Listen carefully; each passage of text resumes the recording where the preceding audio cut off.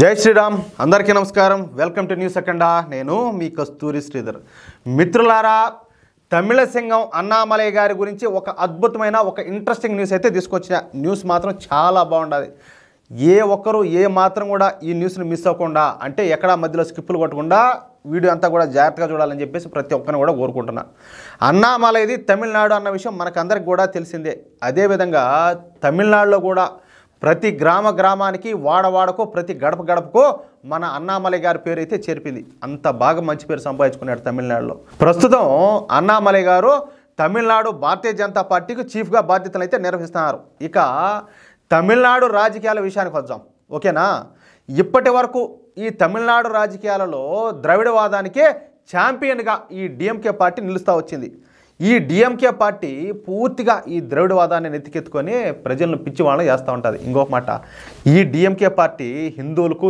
మన సనాతన ధర్మానికి పూర్తి వ్యతిరేకం మీకు తెలిసిందే కదా ఈ స్టాలిన్ కావచ్చు ఈ స్టాలిన్ పుత్రరత్నం అయినటువంటి ఆయన ఉదయనిధి స్టాలిన్ కావచ్చు మన హిందువులను హిందూ సమాజాన్ని ఏ రకంగా తోలనాడినారో ఏ విధంగా మాట్లాడినారో మనం అంతా కూడా చూసినాం హిందువులను హిందూ సమాజాన్ని ఏదే డెంగ్యూ ఇట్లా మలేరియా ఇట్లా వీటన్నిటితో పోల్చి మాట్లాడినాడు పైగా ఇంకోటి ఏంటంటే నేను క్రిస్టియన్ అని చెప్పుకోవడానికి నేను గర్వపడుతున్నాను అని చెప్పి మాట్లాడినాడు ఓకే బాగానే ఉన్నది నువ్వు క్రిస్టియన్ అని చెప్పుకోవడానికి నువ్వు గర్విస్తున్నావు నువ్వు పోతున్నావు చర్చికి పోతున్నావు నువ్వు ప్రార్థనలు చేసుకుంటున్నావు అంతా బాగానే ఉన్నది నువ్వేదో నువ్వు చూసుకో బాగానే ఉన్నది మరి హిందువులు నీకు ఎందుకు అంత సులకనగా కనపడతారు సనాతన ధర్మం అంటే నీకు ఎందుకు అంత అక్కసు అంత కడుపు అంటే ఏమి నీకు యాడ్ నీకు అంతగా ఏందంటాలే సరే మా వాళ్ళకు బుద్ధి ఉంటే నువ్వు ఆ మారి ఎందుకు ప్రవర్తిస్తావులే కానీ సరే ఇకపోతే ఆయన తండ్రి గారు ఎవరు ఈ తమిళనాడు ముఖ్యమంత్రి స్టాలిన్ కూడా ఇప్పుడు అదే పనిలో ఉన్నాడు తనకు తిరుగులేదనుకున్నటువంటి స్టాలిన్కు ఇప్పుడు అన్నామలై రూపంలో ఒక పెద్ద స్పీడ్ బ్రేకర్ అయితే ఒకటి ఎదురొచ్చింది ఇది అటాట్ స్పీడ్ బ్రేకర్ కాదు ఎక్కితే కారు మొత్తం కూడా తుక్కు అయిపోవాల్సిందే అటాట్ స్పీడ్ బ్రేకర్ అది అర్థమవుతుందా ఇక ఇదే సమయంలోనే తమిళ నటుడు ఎవరు ఆయన ఓవరాక్షన్ చేస్తూ ఉంటాడు ఒక ఆయన జోసెఫ్ విజయ్ అని చెప్పేసి ఆయన కూడా ఒక కొత్త పార్టీని పెట్టాడు ఆ పార్టీ పేరు తమిళగ వెట్రి కజగం ఇక తమిళనాడులో ఒక వర్గం వాళ్ళు పూర్తిగా ఈ విజయ్కే సపోర్ట్ చేస్తూ ఉంటారు వాళ్ళు అనేది ఆ వర్గం వాళ్ళు ఎవరు కూడా మీకు అర్థమయ్యేటట్టు చెప్తారు కొద్దిసేపు ఓపిక పట్టండి ఇక్కడ మీరు జాగ్రత్తగా వినాలా మొన్నటి వరకు ఈ తమిళనాడులో దళిత సోదరులు చాలా వరకు ఏంటంటే ఈ డిఎంకే పార్టీకి సపోర్ట్ చేస్తూ ఉన్నారు ఇక్కడ ఇంకో మాట మీకు తెలిసినో తెలీదో చాలా వరకు ఏంటంటే తమిళనాడులో ఈ మత మార్పిళ్ళు అనేవి విపరీతంగా ఉంటాయి ఇప్పటికే చాలామంది మతం మారిపోయినారు అందులోనూ ఈ డిఎంకే పార్టీ అధికారంలో ఉన్నప్పుడు అసలు ఓళ్ళే నేను క్రిస్టియన్ అని చెప్పి నేను గర్వంగా చెప్పుకుంటానని చెప్పి చెప్పుకునేటోళ్ళు ఇంకా సామాన్య ప్రజలు బతకనిచ్చారా ఏడగదా అప్పుడు మనం ఆంధ్రప్రదేశ్ అంతా కలిసి ఉన్నప్పుడు ఈ రాజశేఖర రెడ్డి ముఖ్యమంత్రిగా ఉన్నప్పుడు ఏ విధంగా అయితే ఈ మిషనరీలు అన్నింటినీ ఎంకరేజ్ చేసి అందరిని ఏ విధంగా అయితే మతం మార్చారో తమిళనాడులో అంతకుమించి చేశారు అర్థమవుతుందా వాళ్ళ బలం వాళ్ళ సపోర్ట్ ఆడ ఎక్కువగా ఉన్నది ఈ డిఎంకే పార్టీకు వాళ్ళు ఎక్కువ సపోర్ట్ చేస్తారు అర్థమవుతుంది కదా మీకు ఇకపోతే దళిత సోదరుల జనాభా ఈ తమిళనాడులో 18% వరకు ఉంటుంది అయితే ఇప్పుడు ఈ జోసెఫ్ విజయ్ పార్టీ పెట్టడంతో ఈ 18% ఈ దళిత ఓటర్లో ఈ జోసెఫ్ విజయ్ వైపు మొగ్గు చూపుతారంట దానికి కూడా ఒక కారణం ఉన్నది ఈ జోసెఫ్ విజయ్ ఈయన కూడా ఒక క్రిస్టియన్ అన్నమాట ఈ డిఎంకే పార్టీకి ఉన్నటువంటి 40% ఓటు బ్యాంకులో ఈ జోసెఫ్ విజయ్ కూడా కొంత భాగానైతే సిలుసాడు ఇక మిగిలిన వాళ్ళలో ఈ బీసీల జనాభా కూడా ఎక్కువగా ఉన్నది అయితే అన్నామలై ఇప్పటికే ఈ స్టాలిన్ను అతని కొడుకు ఈ ఉదయనిధి స్టాలిన్ను అవినీతి పరులుగా సాక్ష్యాలతో సహా నిరూపించాడు మామూలుగా ఊతికి ఆరేసాడులే దీంతో డిఎంకే పార్టీ ఒక అవినీతి పార్టీ అన్న ముద్ర అయితే పడిపోయింది ప్రజల్లో కాబట్టి ఈసారి యువకులు అదేవిధంగా బాగా చదువుకున్న వాళ్ళు అంటే విద్యావంతులు ఉద్యోగస్తులు వీళ్ళందరూ కూడా డిఎంకే పార్టీకి ఓటేసే పరిస్థితి లేదు నేను ఇంకొక మాట చెప్పాలా తమిళనాడులో ఒక కల్చర్ ఉన్నది ఒకసారి ఓట్లేసి గెలిపించే వాళ్ళకి ఇంకోసారి అయితే ఓట్లేరు దాన్ని తిరగరాసింది వచ్చేసి లాస్ట్ టైము జయలలిత గారే కానీ పాపం ఆమె టైం బాగాలేక ఆమె అయితే సరే జరిగిపోయింది అది విషయం ఇంకా నెక్స్ట్ టైం ఏం జరుగుతుందో మనం అందరం కూడా చూస్తాం ఇక మొన్నటి పార్లమెంట్ ఎన్నికల్లో అన్నామలైని ఓడించడానికి డిఎంకే పార్టీ ఏకంగా 500 కోట్లు ఖర్చు పెట్టిందియా ఎంత 500 కోట్లు ఈ విషయాన్ని తమిళనాడులో ఉన్నటువంటి ప్రజలంతా కూడా నమ్ముతారు అంతేకాకుండా అన్నామలై ఓడిపోవడంతో తమిళనాడులో ఉన్నటువంటి హిందువుల్లో అన్నామలై పైన కొంత సానుభూతి కూడా ఏర్పడింది ఒరే పాపం యువకుడు తన ప్రభుత్వ ఉద్యోగాన్ని కూడా వదిలేసుకొని వచ్చాడు ఐపీఎస్గా ఉన్నటువంటి వ్యక్తి ఇంకా ఎంత ఉన్నత స్థాయికి ఎదిగిండో అలాంటిది మన కోసం మనలాంటి సామాన్యుల కోసం ఆయన తన జాబ్కు రాజీనామా చేసి వచ్చి మన కోసం పనిచేస్తాడని చెప్పేసి ఆ సానుభూతి అయితే ఈయన మీద ఉండాలి బాగా బలంగా, మామూలు కూడా కాదు. అర్థమవుతుందా?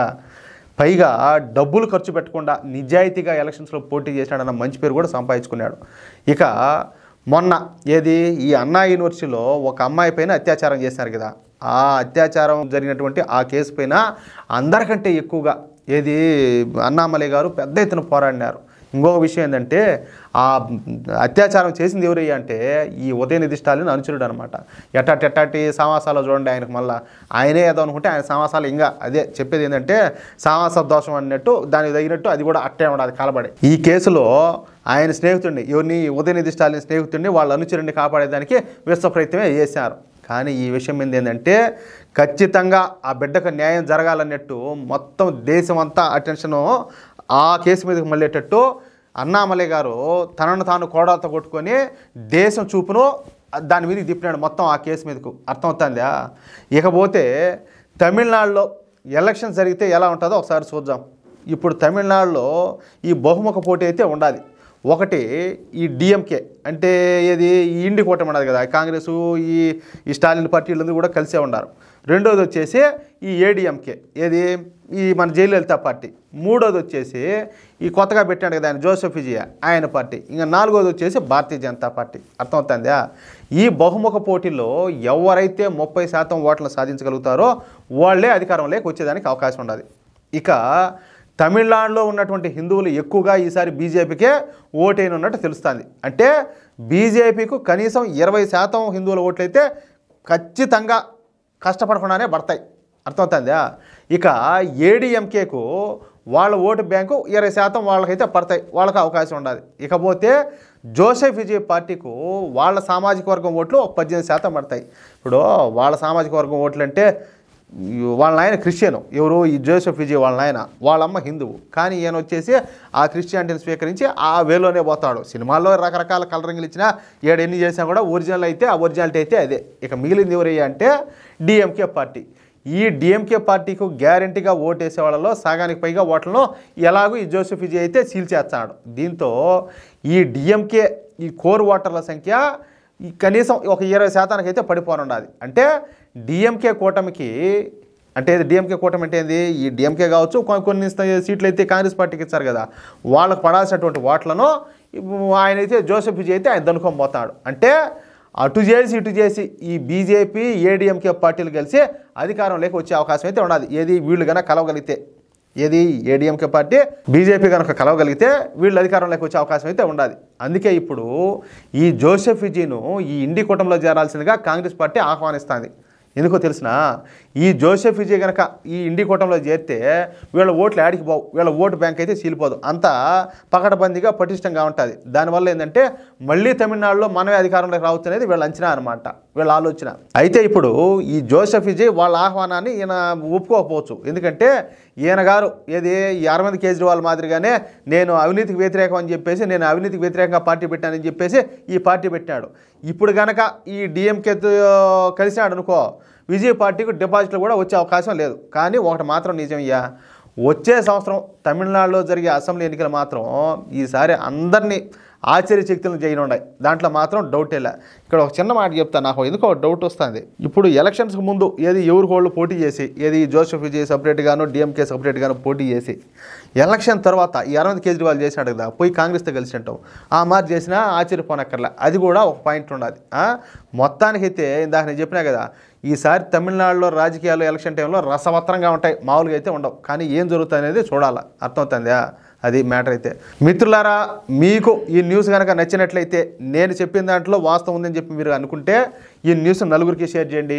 అదేవిధంగా ఈ న్యూస్కు సంబంధించి ప్రతి ఒక్కరు కూడా మీ యొక్క అమూల్యమైన అభిప్రాయాలను ఖచ్చితంగా కామెంట్ చేయండి.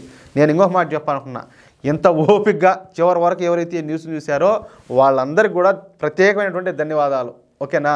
ప్లీజ్ సపోర్ట్ చేయండి. ఇంతవరకు మన ఛానల్ సబ్స్క్రైబ్ చేసుకోకపోతే సబ్స్క్రైబ్ చేసుకోండి. జై శ్రీరామ్.